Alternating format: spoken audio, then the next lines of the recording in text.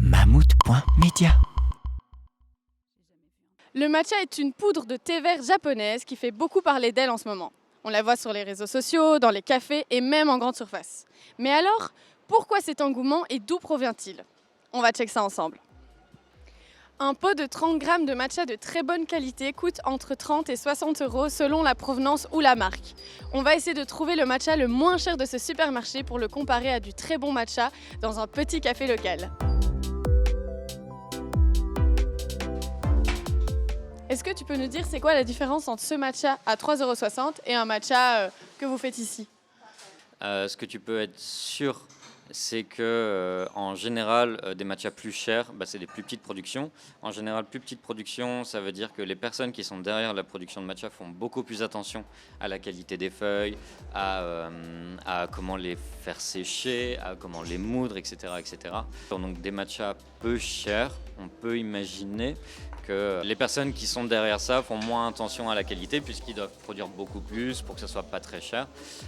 Pour moi, c'est totalement justifié. Parce qu'il y a un travail humain derrière qui vaut largement le coup. Il y a des gens qui sont plus que passionnés, qui dédient leur vie à la production de matcha.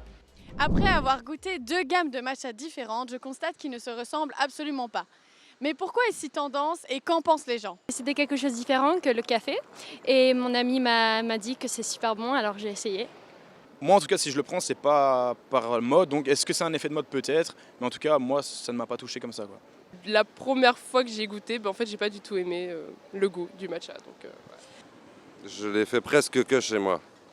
Dans les cafés j'ose pas, ça fait trop matcha. Le matcha a définitivement gagné sa place dans les tasses des cafés bruxellois, mais est-ce qu'il s'invite aussi chez les gens? Nous allons poser la question à Pierre, vendeur de matcha. C'est vrai que le matcha aujourd'hui, ça a pris un énorme essor du matcha, et surtout on parle du matcha latte, les coffee shops qui en proposent énormément.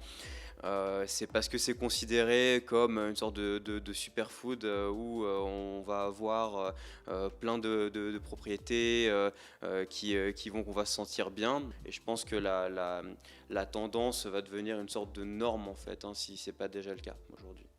En 2023, le marché mondial du matcha était évalué à plus de 5 milliards de dollars. La recherche du bien-être est désormais primordiale dans notre société. Le matcha attire par ses bienfaits et peut-être qu'un jour, il dépassera même le café. Mammouth.media. Mammouth.media? Tu connais pas?